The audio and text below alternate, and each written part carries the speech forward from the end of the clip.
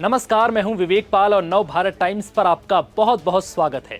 बदायूं से एक ऐसी प्रेम कहानी सामने आई जिसे सुनने के बाद हर कोई हैरान है। यहां एक 52 साल की महिला जो 9 बच्चों की मां है, उसे 32 साल के पप्पू से प्यार हो गया और ये लव स्टोरी कुछ ऐसे बढ़ती गई कि पति दिल्ली में मजदूरी करता रह गया और इधर पत्नी नीलम अपने 8 बच्चों को छोड़कर एक बच्ची के साथ प्रेमी संग फरार हो गई। बदायूं के खेड़ा जलालपुर गांव की इस घटना को सुनने के बाद पूरा गांव सन्न रह गया। अब जब ये खबर मीडिया में आई तो इसे सुनकर लोगों को यकीन नहीं हो रहा। भला इस उम्र में कोई ऐसा कैसे कर सकता है? इस महिला की हरकत पर कोई अचंभित है तो कोई हंस रहा है, तो कोई अपने परिवार को समझाने की कोशिश कर रहा है कि तुम ऐसी गलती भूल कर भी मत करना। कोई इस महिला को कोस रहा है कि कैसी मां है जो 9 बच्चों के होते हुए इस उम्र में प्रेमी के संग फरार हो गई।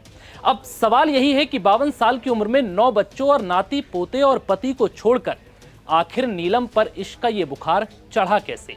तो आइए जानते हैं नीलम की प्रेम कहानी की शुरुआत कैसे हुई। नीलम की प्रेम कहानी से पर्दा पहली बार 22 जून 2025 को उठना शुरू हुआ, जब नीलम अचानक घर से निकली और बच्चों से कहा कि वो गंगा नदी में डूबने जा रही है। ये बात सुनकर छोटी बेटी ने फोन पर पिता को इसकी जानकारी दी। दिल्ली में मजदूरी कर रहे ओमपाल ये खबर सुनते ही सन्न रह गए और तुरंत दिल्ली से बदायूं अपने घर लौटे और पत्नी की तलाश शुरू की। कोई सुराग नहीं मिला तो ओमपाल ने पुलिस थाने में गुमशुदगी की रिपोर्ट दर्ज कराई। जब पुलिस ने नीलम की तलाश शुरू की तो पता चला कि नीलम गंगा नदी में डूबने नहीं गई थी, बल्कि प्रेमी के इश्क में डूबी थी।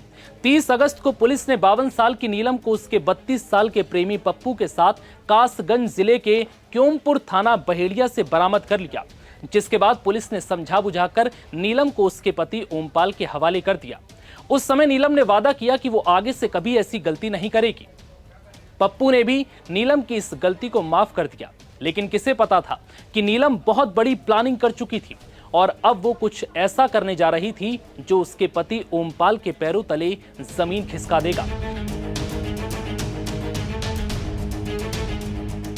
पति फिर से दिल्ली मजदूरी के लिए चला गया। तभी 2 सितंबर को नीलम दोबारा पप्पू के साथ फरार हो गई, लेकिन इस बार वो अपनी सबसे छोटी बेटी अंजलि को भी साथ ले गई।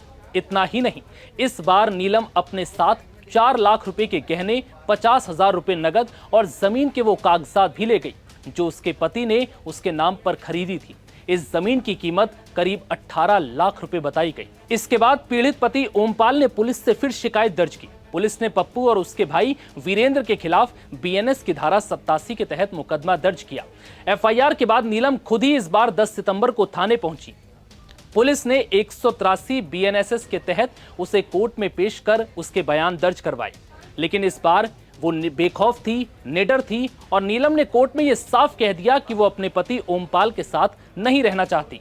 अब वो अपने प्रेमी पप्पू के साथ ही रहेगी। फिर क्या था, कानूनन महिला को अपनी जिंदगी के फैसले लेने का अधिकार होने के कारण कोर्ट ने महिला की इच्छा का सम्मान करते हुए उसे पप्पू के साथ रहने की अनुमति दे दी। बताओ मैं क्या करूं? मैं प्रशासन से यही मांग करूंगा, मेरी लड़की लेगी 10 साल की, मेरी लड़की दिला दी जाए। जो महिला 50 साल की उम्र हो गई, 47 की, 48 की, तो वो महिला के साथ लड़की नहीं रहना चाहिए। मेरी लड़की दिलाई जाए और मेरी जमीन दिलाई दी जाए और मेरा जीवन। सर मेरी यही प्रशासन से मांग है, मैं बताऊं क्या करें। इस फैसले से सबसे ज्यादा सदमे में नीलम के पति ओमपाल हैं। दिल्ली में पसीना बहाकर परिवार पालने वाले ओमपाल ने कभी सोचा भी नहीं था कि उसका जीवन इस मोड़ पर आकर ठहर जाएगा। किस्मत ने उसके पैरों तले ऐसी जमीन खींच ली कि उसे समझ नहीं आ रहा कि अब वो करे तो करे क्या। गांव वाले तो कहते हैं कि बेचारे ओमपाल की दुनिया ही उजड़ गई।